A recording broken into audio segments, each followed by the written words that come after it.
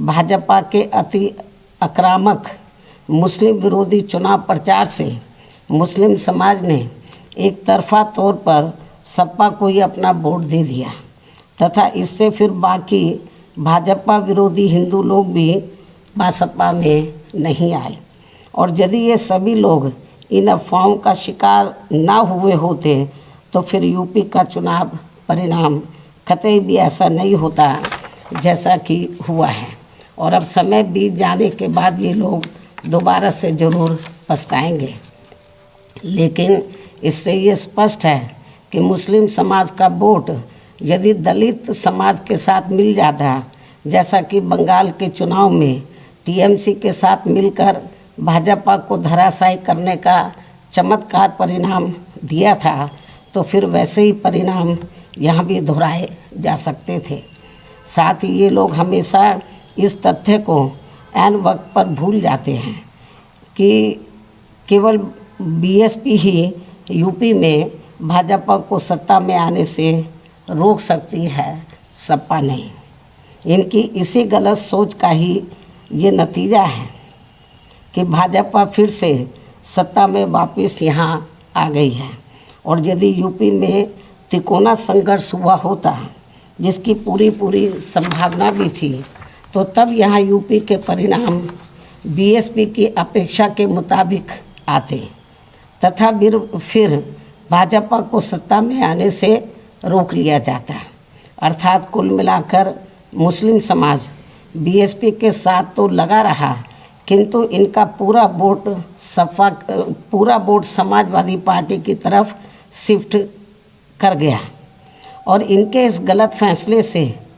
BSP को बड़ा भारी नुकसान ये हुआ कि बीएसपी समर्थक अपर कास्ट व ओबीसी समाज की विभिन्न जातियों में भी ये डर फैल गया कि सपा के सत्ता में आने से दोबारा यहाँ जंगल राज आ जाएगा और फिर ये लोग भी भाजपा की तरफ चले जाएंगे। इस प्रकार से भाजपा को हराने के लिए मुस्लिम समाज ने बार बार आजमाई हुई पार्टी बीएसपी से ज़्यादा सपा पर भरोसा करने की बड़ी भारी भूल की है, जिसकी सज़ा बीएसपी को मिली है। यह काफ़ी कड़वी व सीख लेने वाली भी है। जिसकी सज़ा बीएसपी को मिली है कि हमने इन पर भरोसा किया, जिसकी सज़ा बीएसपी को मिली है वह काफ़ी कड़वी व सीख लेने वाली भी है। इसलिए इस कड़े अनुभव को खास ध्यान में रखकर ही अब बीएसपी आगे अपनी रणनीति में बदलाव जरूर लाएगी। लेकिन ऐसे हालातों में भी बीएसपी मूवमेंट के हित में संतोष की बात ये रही है कि दलितों में से खासकर मेरे खुद के अपने समाज का वोट हमेशा की तरह इस बार भी अपनी मूवमेंट व पार्टी की लीडरशिप के साथ चट्टान की तरह पूरी मजबूती के साथ खड़ा रहा है। जिन पर मैं कितना भी गर्व महसूस करूं वह कम ही होगा तथा उनका जितना भी मैं आभार प्रकट करूं वह कम ही होगा। और अब मेरी उन सभी से ये भी अपील है कि उन्हें अपना मनोबल बिल्कुल भी नहीं गिरने देना है, क्योंकि बाबा साहब के अनुयायी कभी भी अपनी हिम्मत नहीं हारते हैं तथा वे अपना संघर्ष लगातार जारी रखते हैं।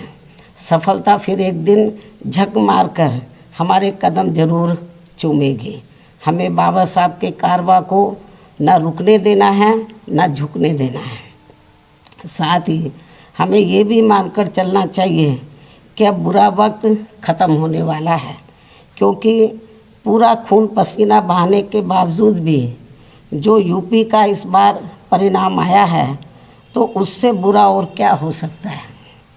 अर्थात पार्टी के लोगों को निराश व हताश कतई नहीं होना है और अपने स्वाभिमान व मूवमेंट की सफलता के लिए पहले की तरह ही पूरे जी जान से पार्टी के कार्य में लगे रहना है। साथ ही इस बार यूपी में पार्टी की अपेक्षा के मुताबिक नतीजे नहीं आने को लेकर फिर से मैं उन्हें ये कहना चाहती हूँ, इस बार चुनाव में मुसलमानों का वोट एक तरफा सपा की ओर जाते देखकर दलित वर्ग में से मेरे खुद के समाज को छोड़कर बाकी सभी हिंदू समाज ने सपा के रहे गुंडा, माफिया, आतंकी व भ्रष्ट राज को याद करके तथा ये सोचकर कि कई हिंदुओं का वोट बंटने से सपा सत्ता में वापस ना आ जाए, इसके डर से इन्होंने बीजेपी की नीतियों व कार्यशैली से दुखी व परेशान होते हुए भी अपना एक तरफा वोट बीजेपी को अंदर अंदर ट्रांसफ़र कर दिया, जिसने फिर बीएसपी को सन 1977 में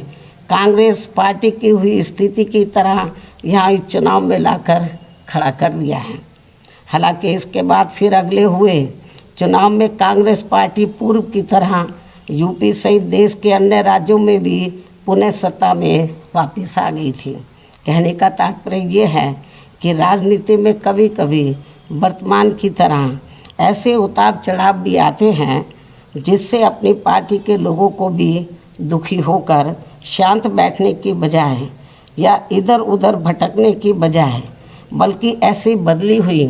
परिस्थितियों का भी मुकाबला करने के लिए अपनी वर्तमान रणनीति में परिवर्तन करके आगे बढ़ना होगा।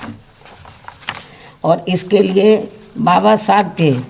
राजनीतिक जीवन संघर्ष व उनकी सोच को भी ध्यान में रखकर अपनी पार्टी के जनाधार को फिर से कैडर के जरिए आगे बढ़ाना है।